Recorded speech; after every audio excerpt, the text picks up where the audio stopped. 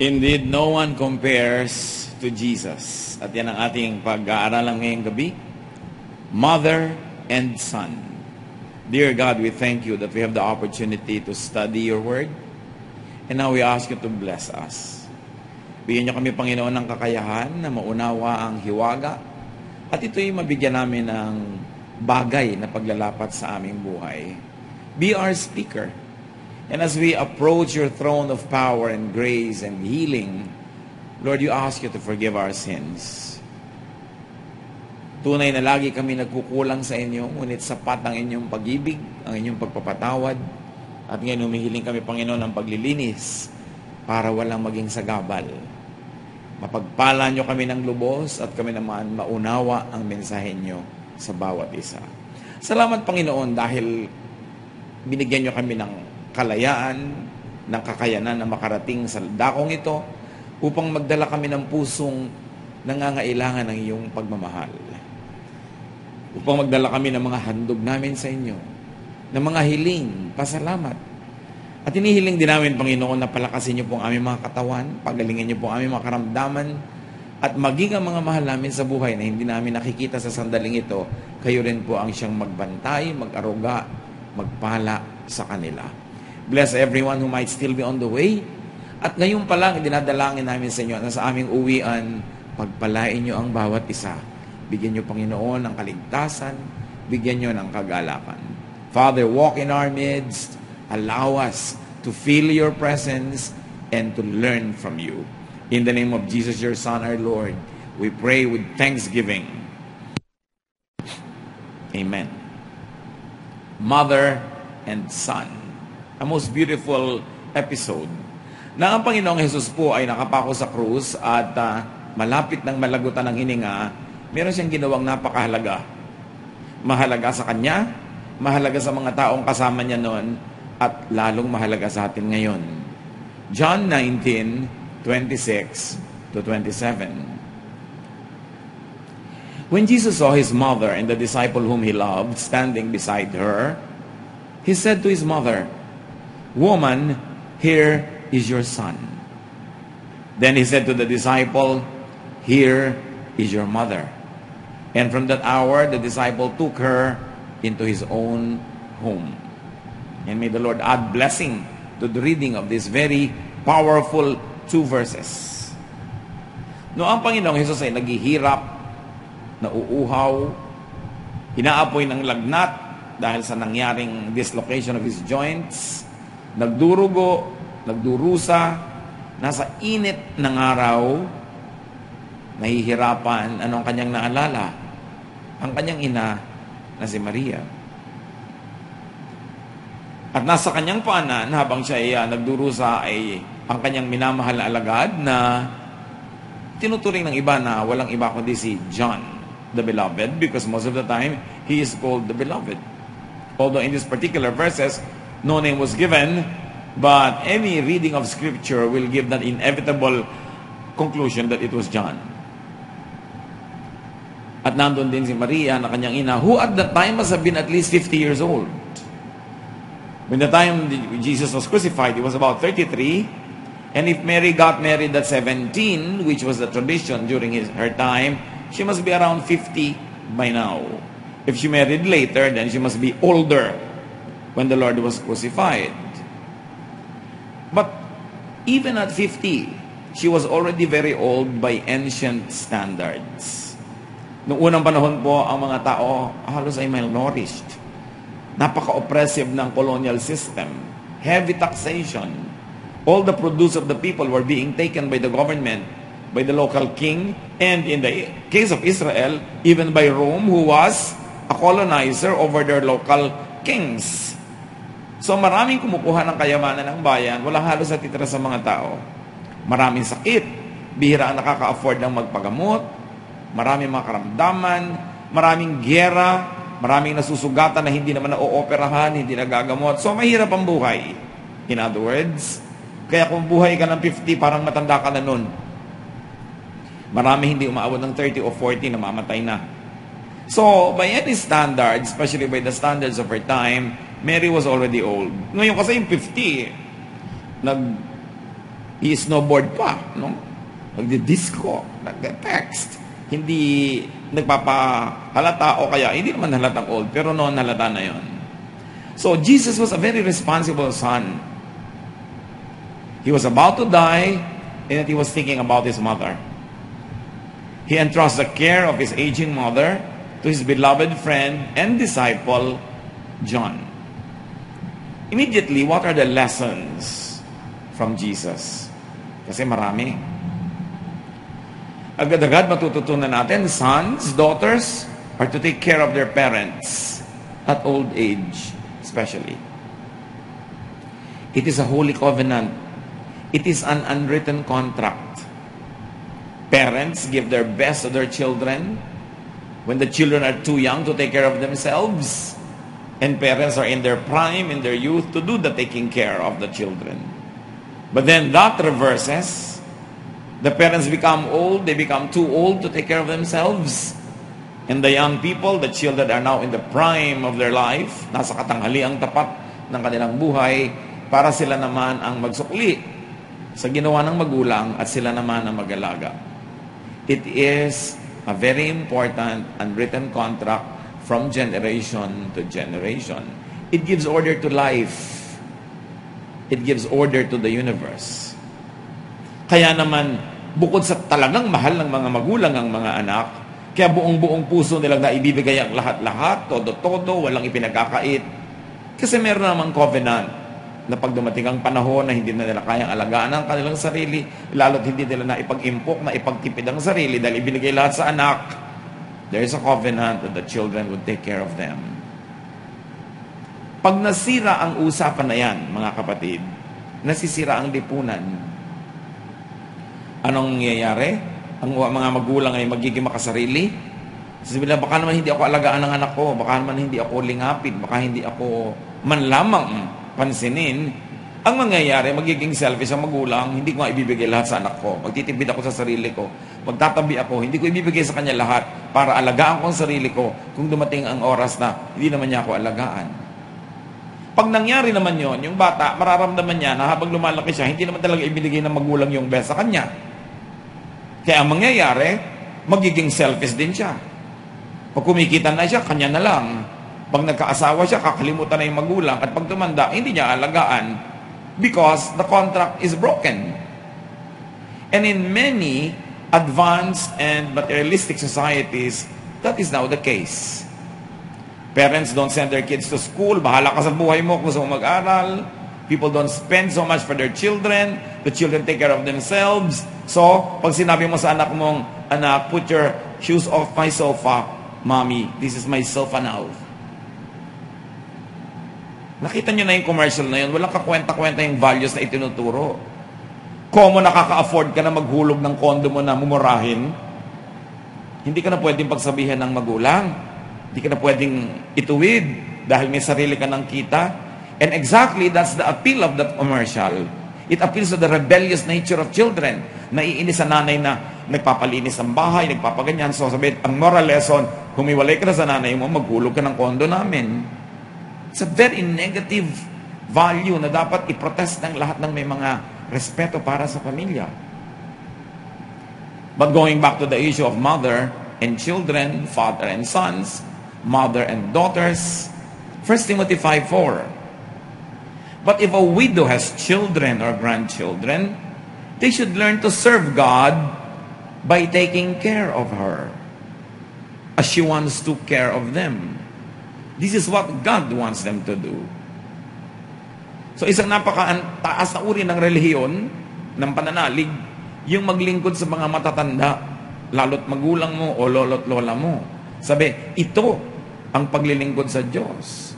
Ito ang paglilingkod na dalisay. Hindi yung mga laging nasa church, ang haba-haba ng mga daldalan, kwentuhan, fellowship, tapos nanineglect na ang magulang, nanineglect ang asawa, nanineglect ang mga dapat alagaan sa bahay. Tapos sasabihin nila, kasi ministry. Diba? Sabi nga, you want to learn to serve God? Take care of your parents. Of course, it applies to widowers also. Hindi lang laging widow. Sa New Testament times kasi, yung mga babae talaga, wala naman silang sariling hanap buhay, walang sariling savings, walang sariling anino. Kaya mas mahigpit ang pagtuturo na alagaan sila. But as times change, both men and women now share almost the same roles. Kaya mga tatay o nanay, itinuturo ng 1 Timothy 5:4, dapat alagaan. Yan ang assignment ng Diyos na ibinibigay sa mga anak. But primarily, especially in Israel, it's the sons who do this. It's the sons who take care of their mothers, not or more than the daughters are expected. Magtataka kayo, bakit inihahabili ni Jesus si Maria sa kaibigan niya na lalaki? May mga babaeng anak naman si Maria, Matthew 13:55-56, na ang mga tao ay nagtataka tungkol kay Jesus. Sabi nila, isn't he the son of the carpenter? Isn't Mary his mother? And aren't James, Joseph, Simon, and Judas his brothers? And don't his sisters still live here in our town? So may mga kapatid siyang babae, pero bakit si Jesus ang nag-iisip tungkol kay Maria? But sukdo lang ibili niya sa kaibigan niya at hindi sa mga kapatid niyang babae? Because it was the duty of the sons, especially the eldest sons, to take care of their parents. Parang yung mga tradisyon ng mga Chino na nakikita natin ngayon sa mga Chinoy around us, yun na yung mga Filipino-Chinese, ang talagang matatanda doon titira sa matandang anak na lalaki pag nag-asawa. At tanggap ng manugang na babae na role niya yon. Pag ang napangasawa niya, yung panganay na lalaki, mag-aalaga siya ng biyanan. That's how Chinese civilization continued for thousands of years. Merong social fabric na nape-preserve when these traditions are preserved. Now, what were the reasons why sons should lead in taking care of their aging parents? Bakit mas ang pananagutan ng mga anak na lalaki kaysa babae? Because usually they are the major breadwinners. Kadalasan, hindi naman lagi ngayon dahil nababaligtad na nga ang society, pero kadalasan, mas ang kumikita ay yung lalaki o mas malaki ang kinikita niya. Hindi lagi. Pero pagka kasi gano'n niya, kadalasan yung umiiral, therefore, kayang-kaya niya mag-alaga ng magulang dahil siya yung kumikita. Yung asawa niya hindi magrereklamo. Total, ito namang lalaki ang kumikita ng malaki. Nababaligtad kuminsan yun sa Pilipinas kasi kuminsan yung babae ang malaki ang kita o kahit hindi man, siya ang may hawak ng budget. Siya ang may power. Kaya nahihirapan tuloy yung lalaki na itira sa kanyang bahay yung magulang niyang matanda kasi yung asawa niyang babae, kuminsan maramot. Yun ang may hawak ng budget. So usually, it is the men who earn more, therefore the responsibility to take care of their parents reside in the men. Mas madali sila magbigay sa parents kesa sa kung daughter. Kasi yung daughter, kung hindi malaki yung kita niya, kailangan pa niyang kumbinsihin ng husband para gastusan itong mga magulang niya na biyenan lang ng husband niya. Kung hindi niya makonvince, kailangan pa niyang kupitan yung asawa niya. As what happens in many households. Para lang niya matustusan ang magulang. Ngayon, bakit nababaligtad sa Pilipinas? Kasi women usually ang treasurer sa atin. Kaya nagkaka-conflict madalas ang biyenang babae at manugang na babae. Lalo't ayaw magbigay ng manugang na babae sa biyenan. O kaya lalo't yung biyenan ay nalilimutang siya ay tapos na yung kanyang reign as reyna ng bahay ng asawa niya. Nasa bahay na siya ng anak niya, hindi niya matanggap na yung manugang niya ang reyna doon. Pero dapat tanggapin kasi talagang yun ang katotohanan. Para walang conflict. Ang malungkot, lalo sa Pilipinas, kadalasan pabaya ang mga anak na lalaki. Iniaasa na lang sa mga kapatid na babae ang pag-aalaga sa mga magulang na para bang siya na lalaki hindi isinilang ng kanyang ina. Na para bang hindi siya pinalaki, pinakain, pinag-aaral, parang yung mga kapatid lang niyang babae ang inalagaan na i-assign na niya ngayon sa mga kapatid niyang babae ang pag-aalaga. May pananagutan lahat ng anak kasi lahat kayo ipinanganak. Lahat kayo pinakain, pinalaki. Hindi pang babae lang na trabaho yan. At kung ang mga asawa niyong babae ayaw mag-alaga sa biyanan niya, na ina niyo, turuan niyo ang mga asawa niyong babae. Lumagay sila sa lugar. Hindi katulad ng mga nangyayari sa mga maraming Pilipinong lalaki pag nag-asawa. Nawawala na ng disposisyon. Yung babae na lang nagpapaandar ng lahat. Napupwera ang biyanan. Napupwera ang mga in-laws. Pag masama ang ugali ng babae, na 80%, ganun. May reklamo kayo? Di ba totoo? Napapabayaan yung mga biyanang babae. Yung mga biyanang lalaki. Tapos yung pamilya ng babae, yung lahat ang namiminana at nagpapasasak ng mga underground na bigay. Totoo o hindi? Gusto nyo ipa-NBI ko kayo? Totoo, unfair, and it's bad. It's evil. You must be good to your mother-in-law. Whether or not she's good to you. Yung ipinanganak niya yung pangasawa niyo, pinalaki niya, binigyan niya ng best, na-earn na niya yung right hanggang kamatayan sa inyong respect. Entitled na siya sa pension niya hanggang libing. Hindi dapat agawan ng asawang babae yung biyenan niya ng debosyon, ng pagmamahal ng lalaki. Marami naman kasing lalaki pag nag-aasawa, nababaliw. Nalilimutan na yung magulang. Hindi niya napapansin, pag birthday ng biyanan niya, nandun sila buong pamilya, pero pag birthday ng nanay niya, masakit ang ulo ni Mrs. Masakit ang paa, masakit ang puson. Basta absent siya, yun ang ending. Dapat kayo makahalata at huwag yung ipapaapi ang magulang sa asawa. Ganon din naman, huwag ipaapi yung asawa sa magulang. May mga minsan na magulang talaga, in-laws from hell. Meron talagang ganon. Maniniwala ka talaga may impyerno pag nakita mo yung biyanan mo. Pero bihira yun. Madalas ang may problema yung manugang. Hindi siya nag-a-adjust. Hindi siya nagre-respect. Pero inaakala kasi ng maraming anak na lalaki, pangkapatid na babae lang nila yung duty. Hindi yun totoo. Kadalasan din, kaya nagbubulag-bulagan na lang yung lalaki kasi alam niya yung asawa niya, yung wife niya, unwilling or half-hearted ang manugang na babae. Kaya nagbubulag-bulagan na lang sila lalaki para huwag sila mag-away ng mga asawa. Pinapaubaya na lang sa mga kapatid ang pag-aalaga sa mga matatanda. Wife, let even help your husband do his God-appointed duty to take care of his aging parents. Huwag kayong maging hadlang para maging mabuti siyang anak. May Diyos na nakakakita ng lahat. At Diyos ang nag-utos ng mga magulang ay arugain, alagaan. Hindi naman sinabing kung mabait lang sila o kung best lang na ibigay nila sa kanilang mga anak. Basta magulang, tatanaw ka habang buhay. There's another reason why more is expected from sons, because usually, sons get the most from their parents. Lalo sa mga makalumang lipunan ng araw, ang pinag-aaral lang, anak na lalaki, yung babae hindi. Mas maraming napupunta doon sa anak na lalaking gastusan. Pag kayo nang ikakasal, todo. Pag yung anak na babae, halos hindi na ginagastahan ng magulang. So, natural lang ngayon na yung mga anak na lalaki, mas marami kayong tinanggap, mas marami kayong ibigay. To whom much is given, much is required. Of course, there's another lesson from Jesus. Sons and daughters who cannot take care of their aging parents should entrust them to reliable, dependable, able, and caring persons. Which was what Jesus did. Dapat, kaya naman niya. Hindi naman niya ibibigay sa iba yung pananagutan na alagaan yung kanyang ina. Sa katunayan, kahit saan nagpupunta si Jesus doon, kasama naman itong mga babaeng ito. Kaya lang, anong mga gawa niya, ay nakapako na siya at malalagot ang hininga. So, inihabilin niya sa kaibigan. John is believed to have been rich or at least comfortable sa kanyang buhay. At kung di man ganun ka-comfortable, at least dependable, pwedeng paghabilinan ng ina.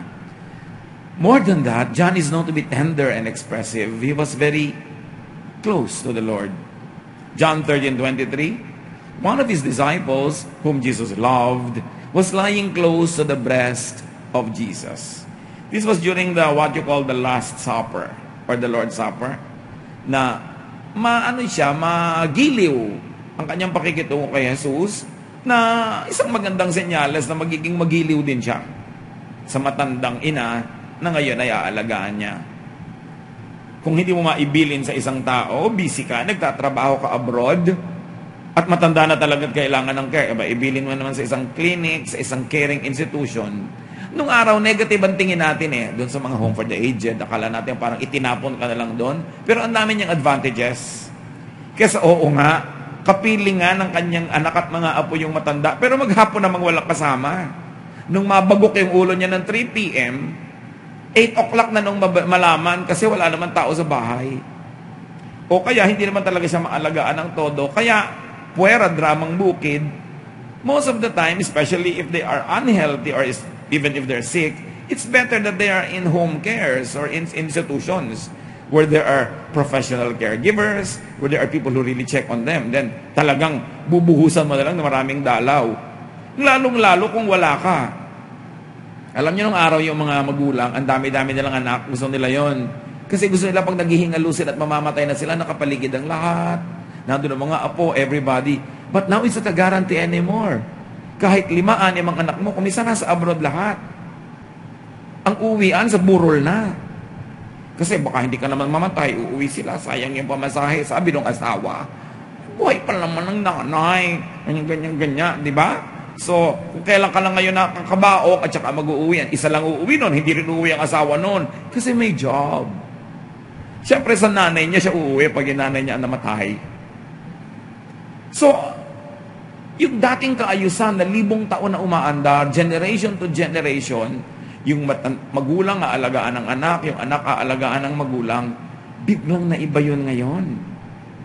Wala tayong paghahanda bilang isang lipunan, bilang isang kabihasnan, sa ganitong mabilis na pagbabago ng buhay. Akala ng mga magulang natin noon, ganon din yung pag matanda na sila, mahihingalo sila, nakapaligid ang lahat, kasi dyan lang nakatira sa banda-banda dyan. Pero hindi na ganon.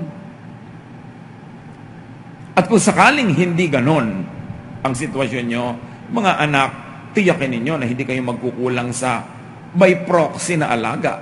Ibig sabihin, ang remittance. Kung hindi nyo maalagaan ng diretsahan, ang mga magulang nyo, magpadala kayo ng pampagamot, ng pampadoktor, ng pagkain, gagastusin. Yun man lang. Magampanan. Hindi yung kung sino na lang ang nataya, binagoong na siya doon sa pag-alaga sa magulang. Kuminsan, itong kahuli-hulihang mag-asawa o tumira doon sa matandang bahay, siya na ngayon na mag-aalaga sa magulang. Lahat ng kapatid na nasa ibang lugar, ibang bansa, nasa ibang syudad. Akala mo mga konsino na, inaalagaan ba ang nanay? Text ba ng text? Huwag mo papabayaan ng nanay. Pero hindi naman sila nag-aalaga. So pagka ganun, dapat ang ginagawa ng mga tao, magbakasyon kayo, mag-leave kayo from your work, mag-alaga din kayo isang buong linggo, isang buong buwan. Hindi yung kung sino lang yung naka-assign doon. Ikaw ate, wala ka naman trabaho. Ining, wala ka naman trabaho, ikaw na lang mag-alaga sa nanay. Tapos siya na lang, hindi na siya makapaligo. Wala na siyang magawa sa buhay niya, mag-alaga na lang. Hindi naman siya makareklamo dahil magmumukha siya masama. Pero sa kalooban niya, siyempre, nagre-reklamo din yun, ayaw lang pahalata. Hindi dahil nagre-reklamo siya sa pag-aalaga, kundi nagre-reklamo siyang wala man lang siyang karelyebo. Pag isinilang ka ng magulang mo o inalagaan ka, pinalaki ka, pinakain ka, pinag-aral ka, may tungkulin ka. Pero masarap sana, huwag nating isipin na tungkulin yun Pribilehyo na masuklian mo ang kabutihan ng magulang. Pribilehyo na ikaw naman ngayon ang magpapasyal sa kanya dahil ikaw ang pinapasyal. Ikaw naman ngayon bibili ng mga gusto niya dahil dati ikaw ang ibinibili niya. Any loving person would love to do that. And I don't think that you, people of God, will have to be convinced or coerced or forced to do that. We like to do that. But how much do we like it to the point of remembering it? O lagi na nililimutan dahil busy? Do we like to return our parents' kindness to the point that we will sacrifice?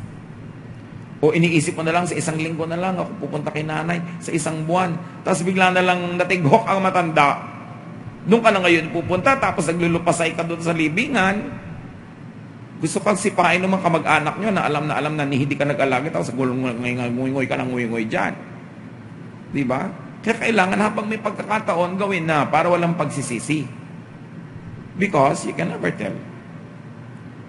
Ang mga magulang deserve our lifelong care. Another lesson from Jesus, make good friends. magpundar ng mga relationships o kabuhayan para may maiwan ka sa mga dependents. Kung ang naiwan mo, kalaban, kaaway, utang, itong mga natirang matatanda, may bayarin patuloy. At marami mga tao, hindi sila nabubuhay in a responsible way. Ang iniiwan pa, utang. Ang iniiwan pa, kalaban. Ang iniiwan pa, kahihiyan. Matapos silang mamatay. Wala man lang paghahanda sa sarili. Pag namatay tuloy, yung matandang magulang pa ang maghahanap ng malaking tupperware para maging ataol niya dahil wala silang pera. Alam niyo, ang responsableng tao, magpapakaresponsable ako, gagawa ako ng tama para yung magulang ko, huwag na mahirapan. Ilalagay ko sila sa lugar. So, John takes Mary home to take care of her. What lessons can we learn from John? Take care of your friend's mother.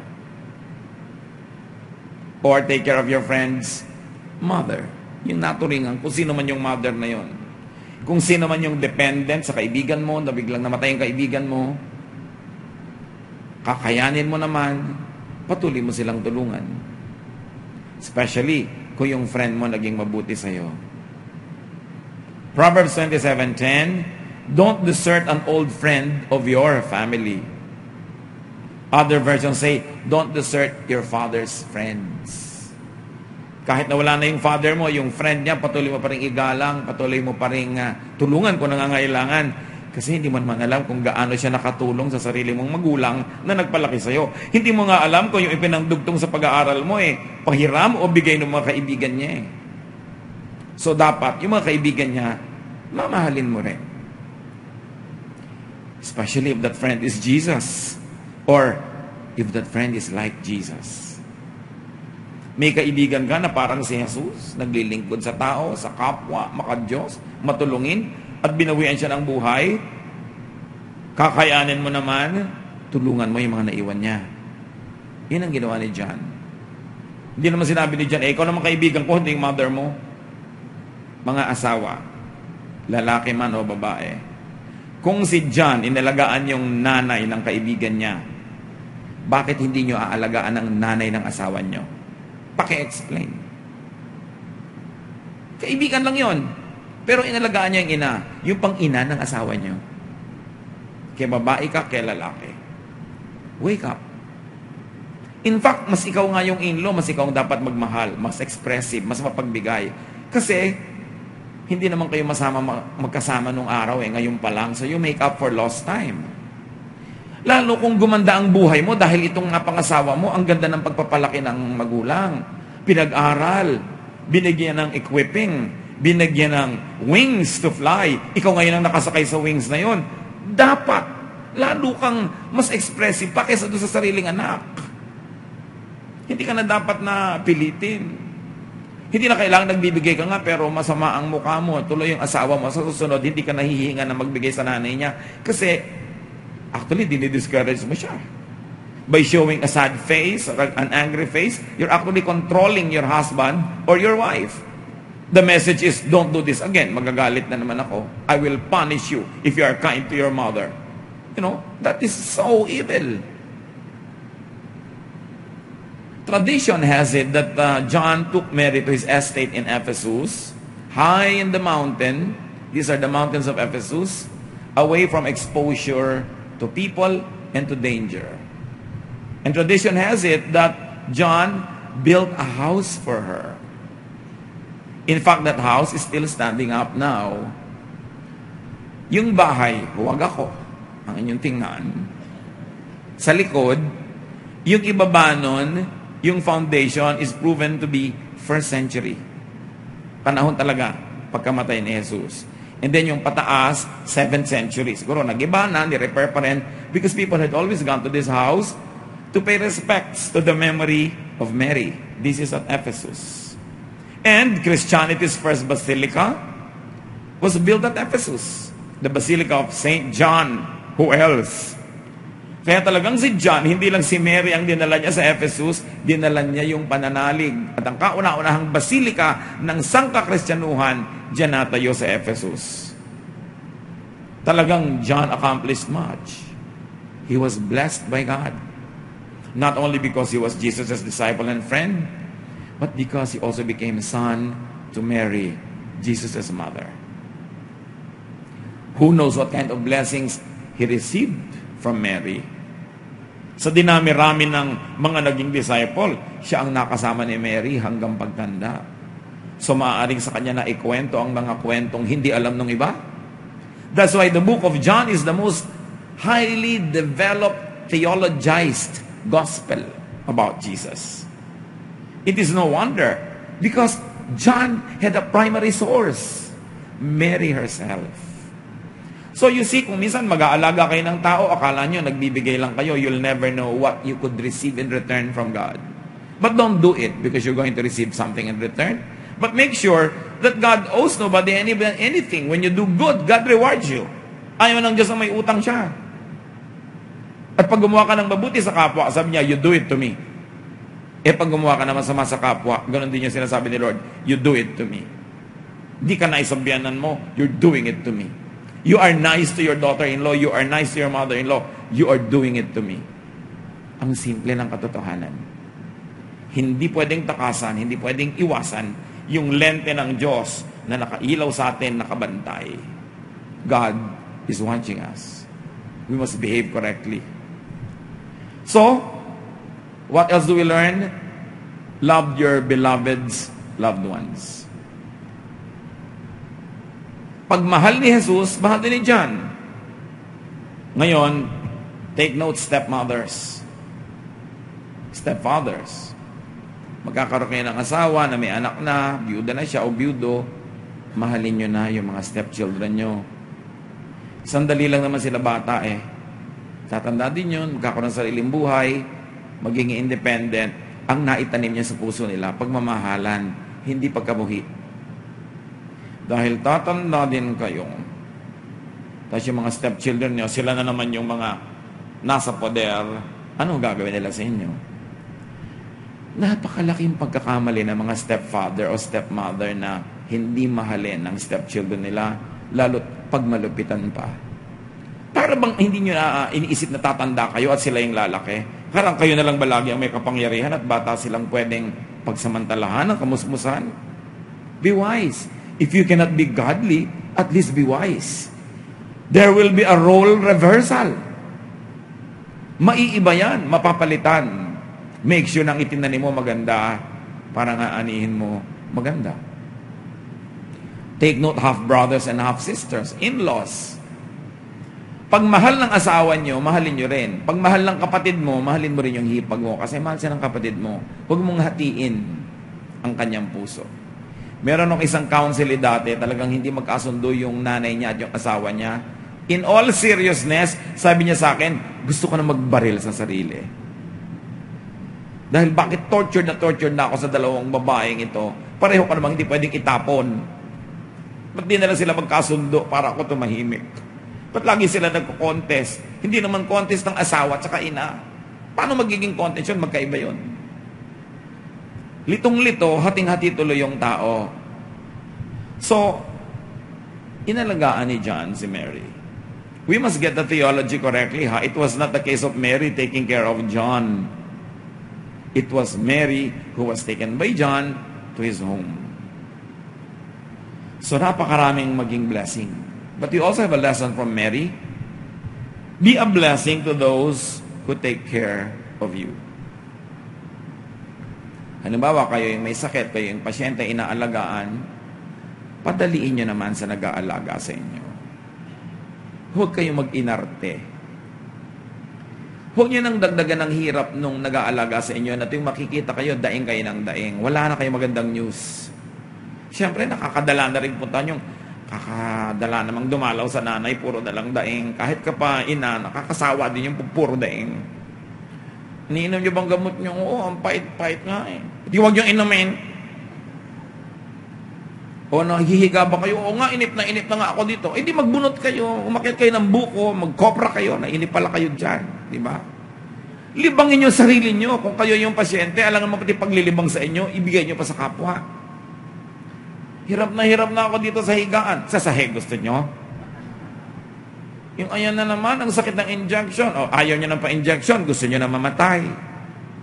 Ibig sabihin, padaliin nyo naman sa nag-aalaga sa inyo yung pag-aalaga. Hindi yung sila na nga itong gumagasto, sila yung nagbabantay, tapos wala pa kayong ginawa kundi magbubusa ng magbubusa. Kayo nga itong may sakit.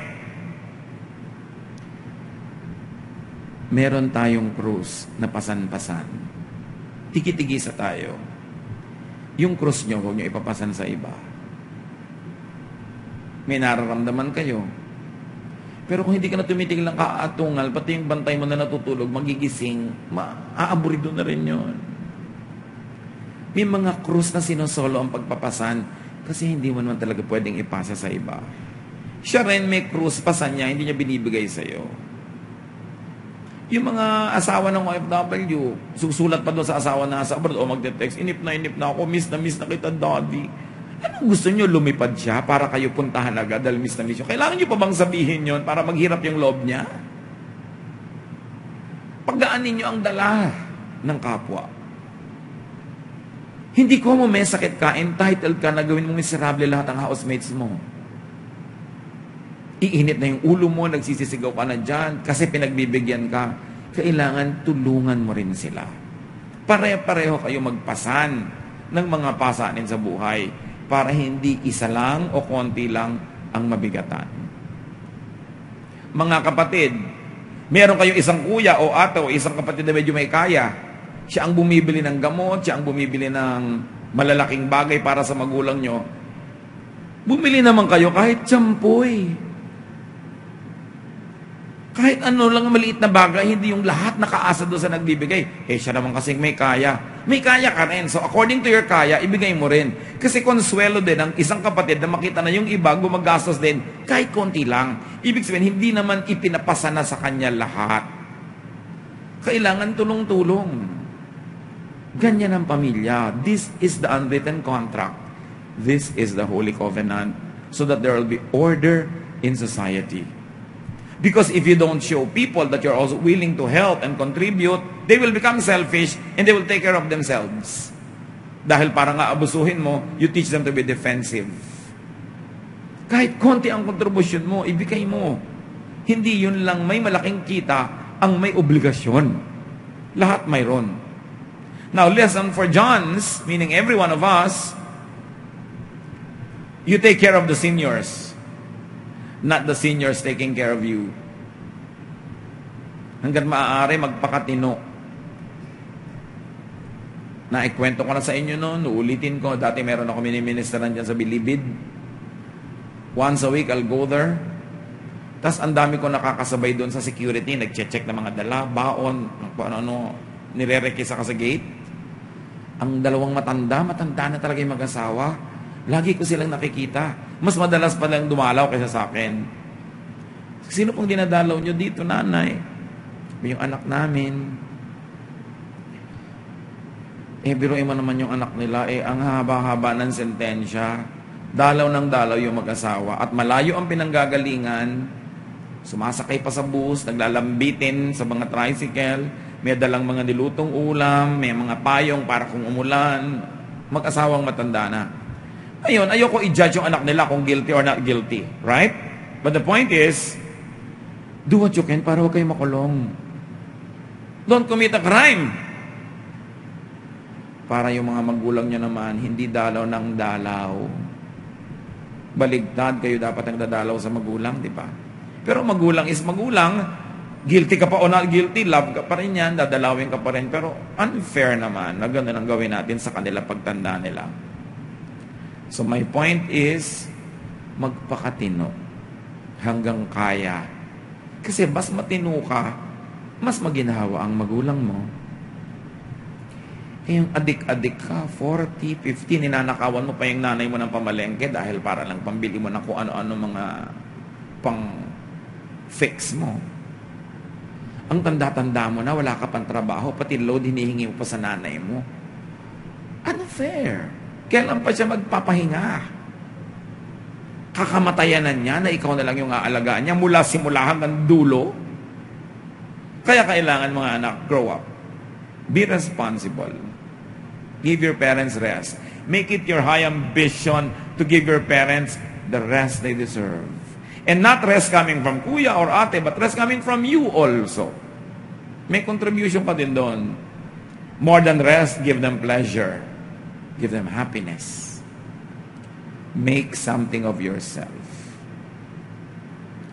Kailangan may ambisyon ka. Masipag ka. Produce surplus goods so you can help others, especially your friends, your parents, people who depend on you. Huwag kayong makontento na basta nalang kumikita ng kulang.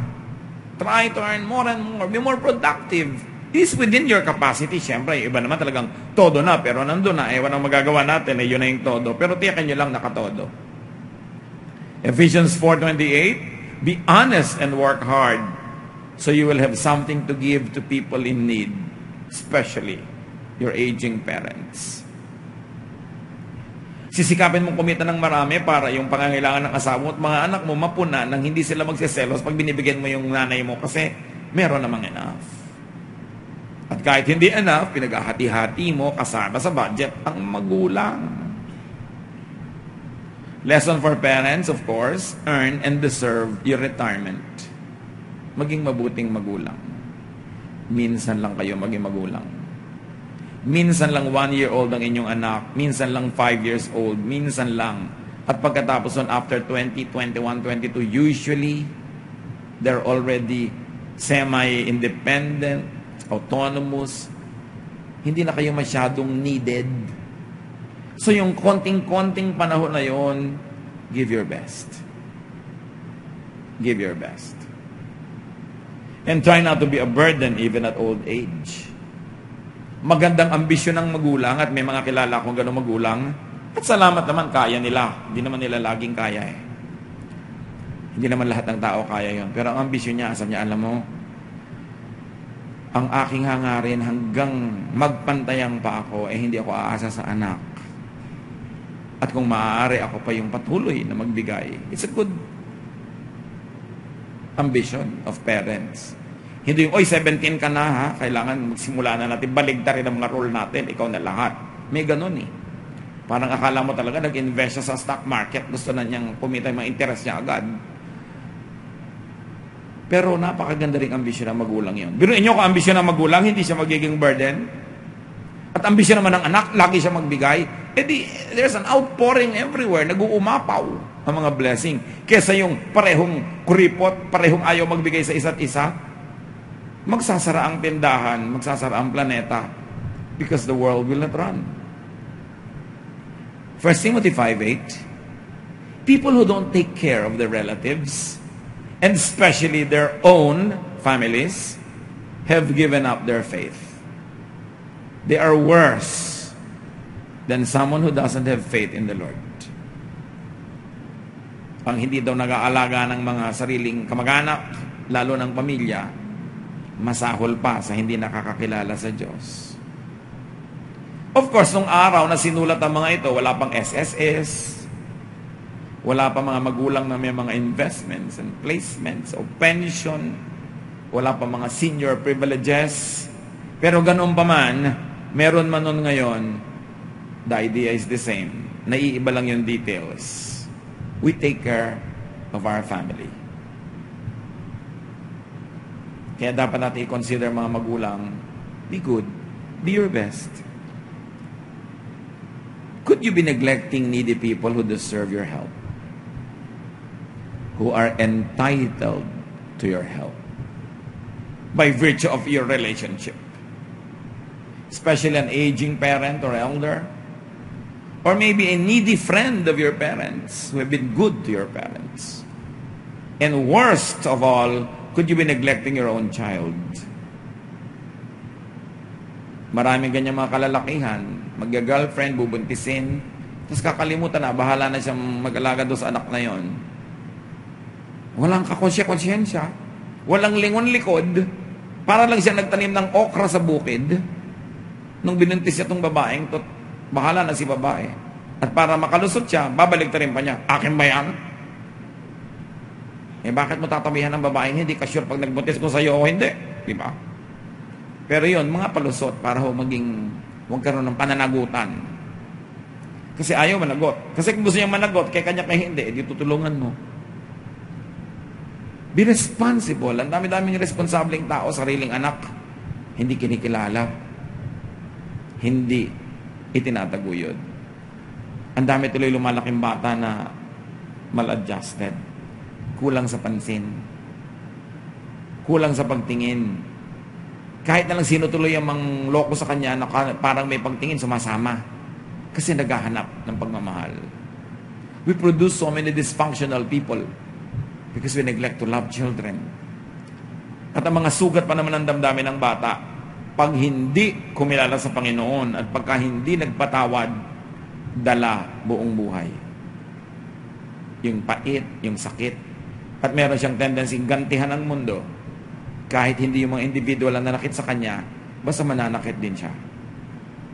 Let's produce people who are full of love so they'll be loving. Kailangan gawin natin yung ating mga God-ordained roles. When God created people and created the families, He had a kind of order in mind. An order that enables people to give their best and then to receive the best from others. A social order that sees a very smooth transition from generation to generation. Don't let modern inventions and modern interruptions in these traditions disrupt your family, your personal life. You have to process this. Some traditions are precious. They must not change. One of that is that parents take care of their children, children take care of their parents, no matter what modernity happens. Dear God, we thank you that you have these things in mind, and we can read in the Bible very basic and clear guidelines how to live lives as families. Paalala mo mga pananagutan namin, patawarin mo kami kung meron kami naging mga pagkukulang, at ngayon, ang paalalang ito magsilbi nawang lakas para gawin namin ang tama. Ituwid ang liko, simulan ang dapat simulan. Pagbulay-bulayan natin mga kapatid ang kahulugan ito sa ating buhay at sa buhay ng mga malapit sa atin.